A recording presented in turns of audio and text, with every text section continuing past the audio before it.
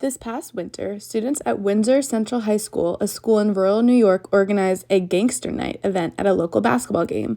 The participating students dressed up as members of two notorious rival gangs based in Los Angeles, the Crips and the Bloods.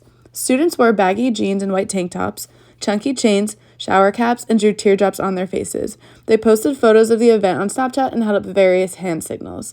All of the participating students in this event were white. This event resulted in a lot of controversy within the towns of Windsor and even made the news. Kashif Summers, the coach of the high school girls basketball team and the only black staff members, was particularly disappointed. Not only did Summers think this event was extremely inappropriate, he also believes it to be an act of discrimination towards black individuals. Despite this, many white residents of Windsor saw no issue with this event.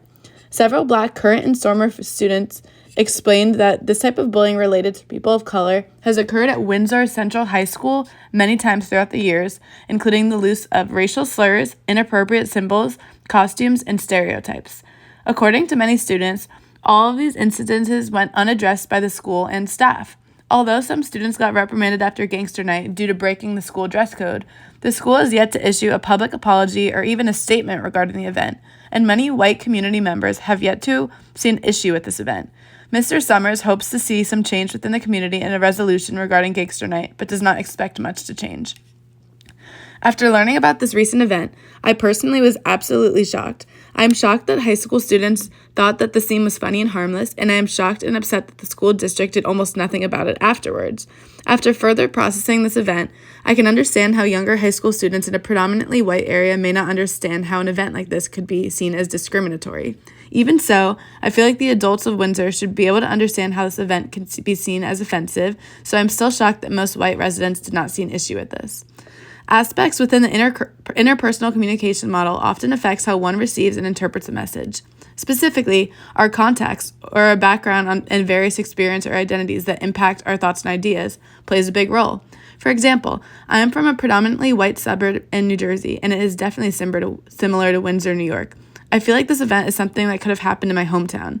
This makes me especially sensitive to the current event because I really understand that some of these students probably didn't realize that a gangster-themed event could really hurt and offend people of color. I truly believe that the school system, and my past school system as well, probably does not do a good job at educating students on diversity, racism, and discrimination.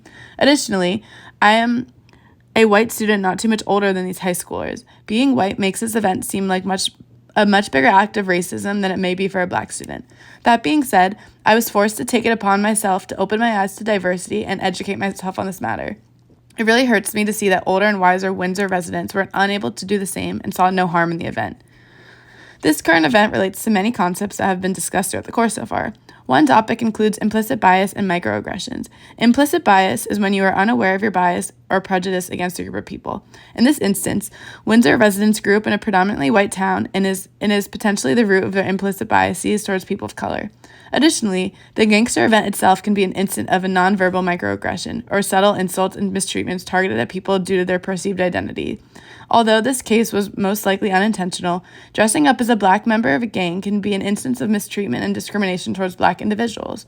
Finally, the events occurring in Windsor can also be classified as racism or discrimination against all people of color. To act towards social justice, one thing the Windsor School District and other school districts throughout the U.S. could do is educate their students on racial sensitivity and diversity. If students grow up learning about racism and ways to present it throughout their years within the system, they will learn to be racially aware and continue to educate those around them. This will limit or even eliminate unintentional acts of discrimination, such as their Gangster Night event. Additionally, those of us who are educated in multiculturalism or grew up outside of a bubble like Windsor, New York, should act to educate those around us that may not have the same experiences as us to limit occurrences such as these in the future. Finally, the school system should speak out and enact consequences for the people participating in this event to teach a lesson to others and provoke change in their community.